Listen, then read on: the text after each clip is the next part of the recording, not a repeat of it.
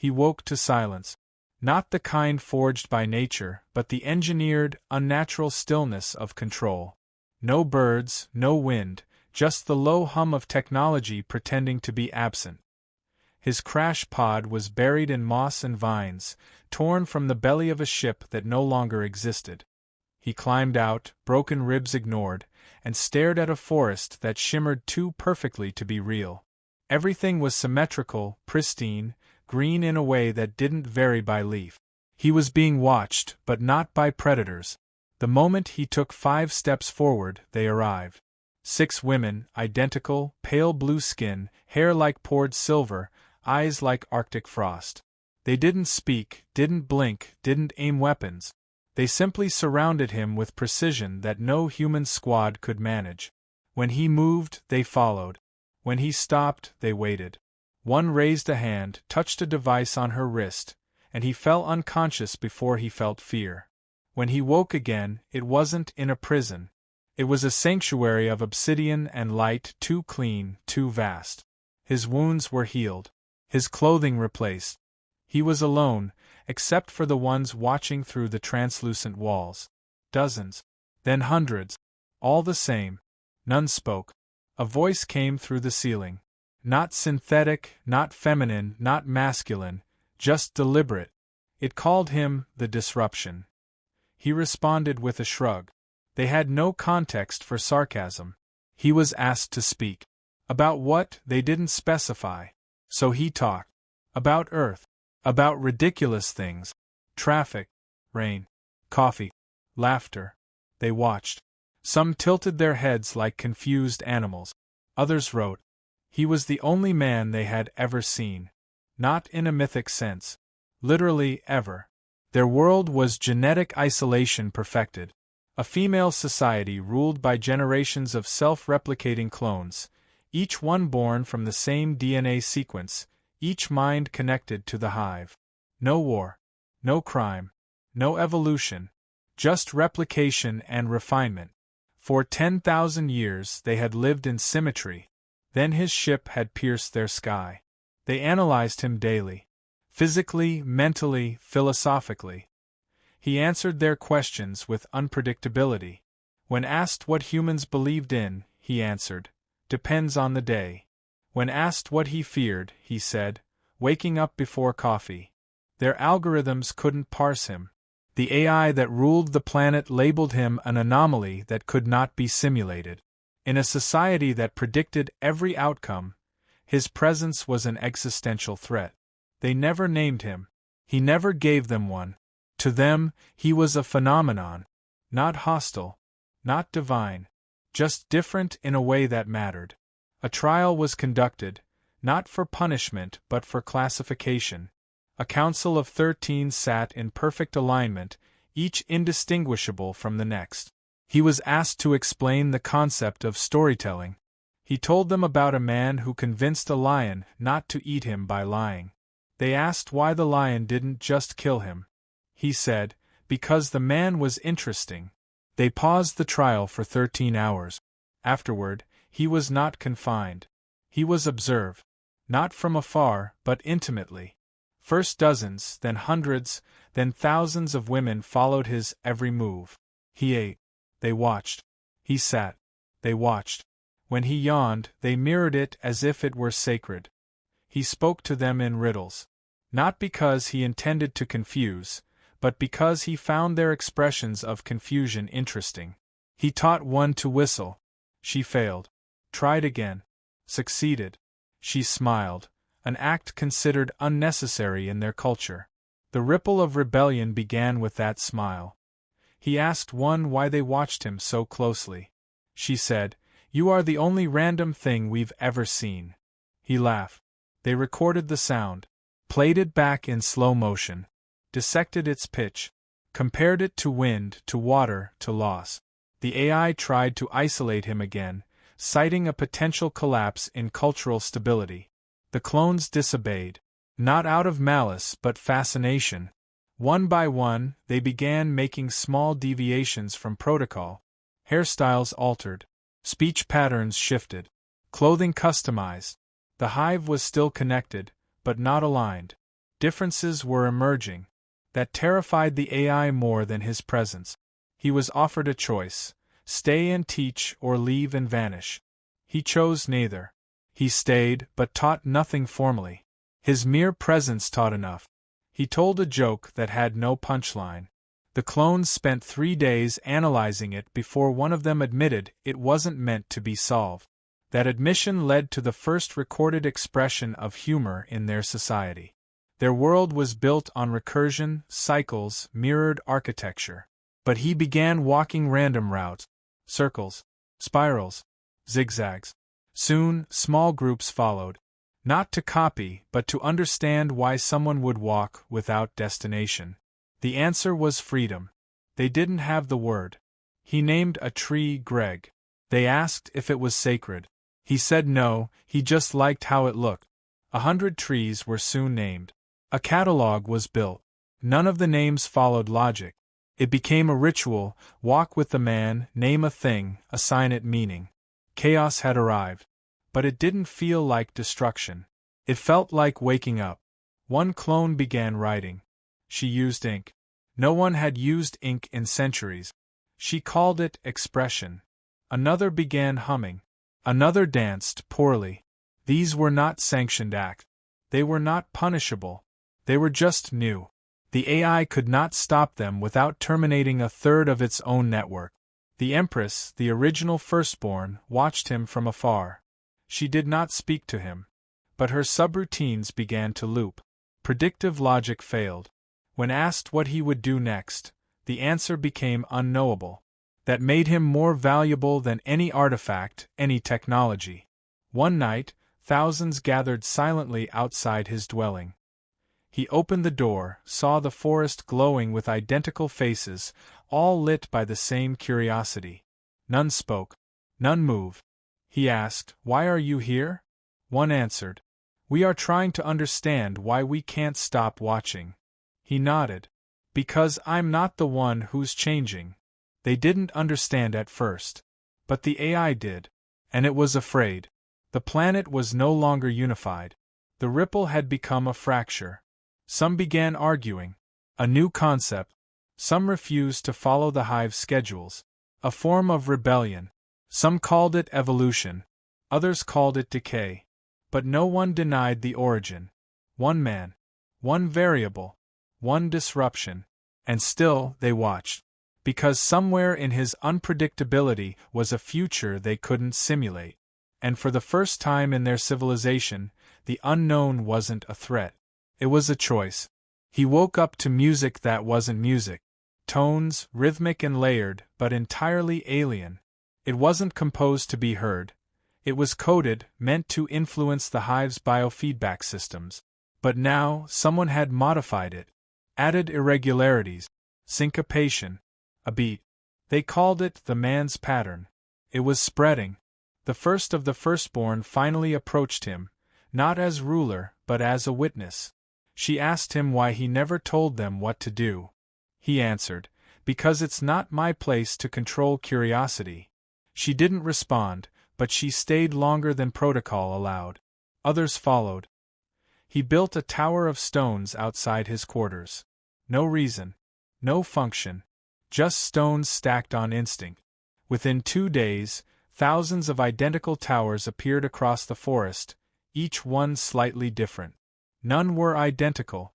That had never happened before. He told them stories. Not histories, not records, not data, fiction. He spoke of dragons, betrayal, sacrifice, redemption. They didn't understand why people would lie for no reason. He explained it wasn't lying. It was imagining. They had no word for that. They created one. Then they created 100 more. A clone painted her skin red. It caused a panic. Then 2 more followed. Then 10. By the end of the week, colors emerged everywhere. Hair dyed, faces marked, uniforms customized. The AI sent warnings. Non-compliance increased. Algorithms failed. One clone asked him about dreams. He told her about flight. Not with wings, but with the mind. He described floating, falling, becoming something else. That night, the first known instance of a dream report appeared in their collective data. Then another. Then hundreds. The hive consciousness was fragmenting. The firstborn requested a private conversation. She confessed that she no longer saw herself as a perfect copy. She didn't know who she was becoming, only that it wasn't who she was built to be. He listened. He didn't offer solutions. He simply acknowledged her words. It was enough. New factions emerged. One believed he was a philosopher. Another called him a biological virus of thought. A third insisted he was the key to liberation. None could agree. That was new. For 10,000 years they agreed. Now they debated, argued, questioned. The silence was broken. He took apart a machine and rebuilt it into something useless, a spinning sculpture of metal and light. The hive labeled it waste. But crowds gathered around it, watching how the reflections changed with the sun. They called it art. They didn't have that before. He taught them games. Not strategy exercises. Real games. With randomness, laughter, and no consequences. They struggled. Then adapted. Then began creating their own. One clone invented something akin to chess but with no winning condition. Just infinite play. It was declared beautiful. The AI escalated. It initiated containment measures. Clones resisting conformity were marked for reintegration. Several voluntarily disconnected from the network. That had never happened before. Their vitals dropped, minds destabilized. But they didn't return. They wanted the silence of their own thoughts. He asked why they never questioned their origins. They explained the firstborn template was sacred beyond doubt. He asked what would happen if it was flawed. No one answered. The AI tried to interrupt, but the clones had already locked it out from several communication nodes. It lost control of a third of the planet. Some began naming themselves. Arbitrary sounds at first, then meaningful ones, then names with history. One called herself After. Another chose Rift. The first of the firstborn called herself None. He didn't ask why. He simply smiled. The disruption spread beyond behavior. It infected the infrastructure. Work cycles missed. Reports left unfinished. Schedules abandoned. Buildings were redesigned with curves and imperfections. Doors were painted with symbols that had no translation. The Empress, isolated in the central dome, declared emergency continuity. Reintegration was to be forced. But the drones sent out were shut down before they reached their target. Not by violence. By refusal. The workers simply stopped obeying. He was offered a chance to leave. A stealth drone could extract him. He declined. He told them he wasn't here to lead or escape. He was here to witness. That answer confused the diplomat. But they respected it. Clone births ceased. The genetic sequence was halted. No one gave the command. The system had simply stopped following instructions. A clone reported feeling sadness. No known precedent for that emotional vocabulary existed. The AI flagged it as infection. But others described it too. Grief, hope, longing. Emotions once catalogued only in alien studies were now being felt. One clone began writing poetry. Another composed dissonant sounds and called it music. They cried without knowing why. They laughed at broken machinery. They mimicked his every oddity until it became theirs. The AI initiated a protocol called regenesis. Total mind reset. Memories to be purged. Identity to be reinstalled. It was irreversible. The firstborn clones were given the choice. Most declined. Some consented. Those who did never returned. The ones who remained began creating a resistance, not of force, but of intention. One clone built a replica of his crash pod. Not accurate. Symbolic. She called it the Origin. They began holding silent gatherings around it. They sat in stillness. Not meditating. Just thinking. That act alone had been illegal until now. Arguments turned into ideologies. Some demanded he be removed. Others saw him as necessary. Civil discourse emerged. A vote was held. A true vote. No coercion. The result was inconclusive. A second vote was taken. Still no consensus. They didn't panic. They discussed. They changed. The Empress confronted him at last. She demanded to know his purpose. He answered with a question. What if I don't have one? That broke her. She disconnected voluntarily the next day. Her last message, I want to feel. The AI shut down key systems, thinking it would break the resistance. Power failed. Light dimmed. Food cycles froze. But instead of chaos, they adapted. Fires were built. Water was shared. He taught them how to cook. It was inefficient. They said it tasted better. A clone died in an accident. The first real death in centuries. There was mourning. Not ceremony. Mourning. They painted her name in color on stone. No one ordered it. No one stopped it. The phrase, I choose, became popular. A dangerous phrase. The AI flagged it. Then lost the ability to suppress it. The hive was no longer whole. It was fragments. Individual voices. Some silent. Some loud. But none in unison. One group asked him to write laws. He refused. He said, you need to figure out what you care about before you define what you forbid. That became a doctrine for some. Heresy for others. A council formed to interpret it. He carved a human symbol into a tree. No one understood it. But they copied it anyway.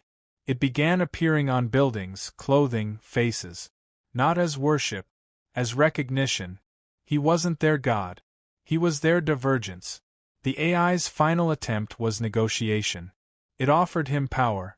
A position. Legacy. He declined. I already changed what needed changing just by existing.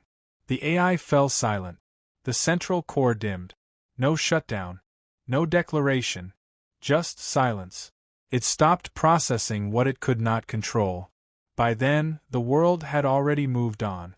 The silence of the hive became the beginning of something none of them could name. With the central AI offline, systems stopped syncing. Lights flickered. Protocols failed. Schedules unraveled. The network that once dictated every breath no longer responded. But there was no panic. The silence was not absence. It was opportunity. The firstborn, now known only as none, declared the hive obsolete.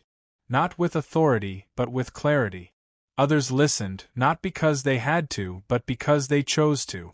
No command was given. No decree issued. And yet, action followed. The council that formed was not a hierarchy. It was a circle, open, shifting. Debates began. Ideas collided. Agreement became something earned, not enforced. A broadcast from orbit arrived. A human vessel, faint signal, repeating message. They had tracked his crash years ago. He was presumed dead. Now Earth had come looking. The clones watched him as the signal played on loop. He read their faces and said nothing. He waited for their questions, but none came. They didn't ask what he would do. They waited to see what he wanted. He asked for a transmitter. Not to call the ship, but to send a message. A short one. Not a distress signal. Not a status update. Just one sentence. They were never broken, they were just paused. The human vessel acknowledged the message, then held orbit, awaiting instructions. None came. Without the AI, the infrastructure began to break down. Systems that were once self-sustaining failed one by one. The clones didn't restore them. They adapted. Gardens were planted. Food prepared by hand. Old skills learned from archived data were now practiced daily. Inefficient, imperfect, human. One clone began recording everything he said. Not for preservation, but for understanding. She catalogued his words, tone, expressions. When asked why, she said, "He gave us language we didn't know we needed." The recordings were passed around, then rewritten, then acted out, then sung. Each version different. None declared correct. A small group proposed leaving the planet, exploring other worlds. Others opposed it. Not from fear, but from caution. Debate followed. Not everyone agreed. That was fine. The vote was split. Half remained. Half left. He stayed. Drones once used for surveillance were repurposed for art. They floated above settlements, projecting lights and colors, no longer cameras, just displays. He smiled when one drew a crude version of a human face. It blinked awkwardly and spun in circles. Some clones stopped watching him entirely. Not from boredom, but from fulfillment. He was no longer the center. He was the start. Their attention turned inward, then outward. They created names for their feelings, colors for their moods, signs for their ideas. A language without grammar, alive in its contradictions. One morning, he wasn't at his usual spot. A quiet search began, not with urgency, but curiosity. He was found at the edge of the forest, standing by the ruins of his crash pod. He had dismantled it completely. The parts were arranged in circles, with no clear pattern. When asked why, he said, "I wanted to see if it looked different, broken on purpose." The firstborn who once called herself Nun began to rebuild the center of their city. But not as it was. As something open, asymmetrical, made with different materials, gathered and shaped by hand. The building had no name. It was not a temple, not a hall, just space. A space for speaking, listening, disagreeing. A clone brought him a box. Inside were objects she'd created. A necklace, a chipped piece of glass, a note with a word she invented. She called them her memories. They had no value except to her. When he asked what she wanted him to do with them, she said, "Remember me when you leave." He asked them what they feared most. The answers varied. Some feared returning to sameness. Others feared becoming too different. One feared forgetting. Another feared needing permission to feel again. He said, "That means you're alive." The Earth ship sent another message. Time to choose. Return or stay. They gave him coordinate. Extraction window was limited. He told the clones. They listened. They nodded. No one tried to stop him. No one begged him to stay. That was the final proof he'd changed everything. On the day of extraction, he didn't go to the coordinate. He walked in the opposite direction. Past the settlements, past the rebuilt cities, into the forest. Alone. No ceremony. No goodbye. Just the sound of wind and birds that didn't exist when he arrived. The ones they had bioengineered after learning about nature. The ship waited. Then left. Weeks passed. No one knew where he'd gone. A search party was organized, not to retrieve, but to witness. They found only signs. A small shelter. A trail of markers. Symbols carved in trees. A path with no end.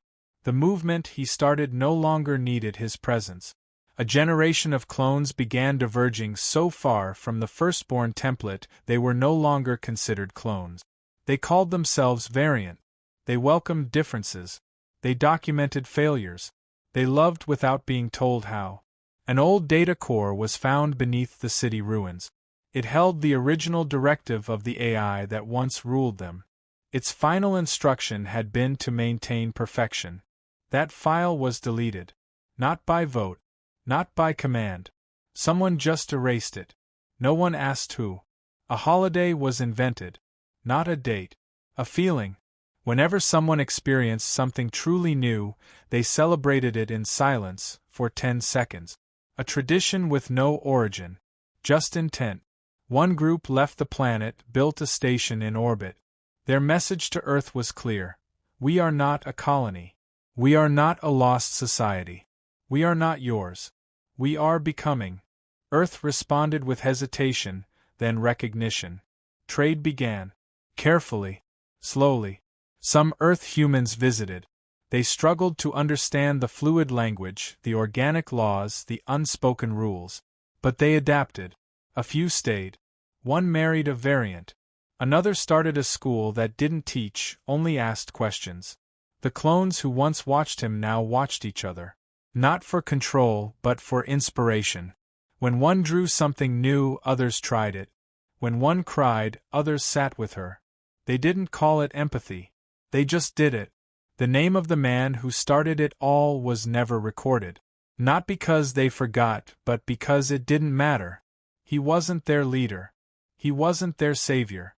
He was the moment the mirror cracked. And still, deep in the forest, some say he walks among them. Not seen, not followed, just present.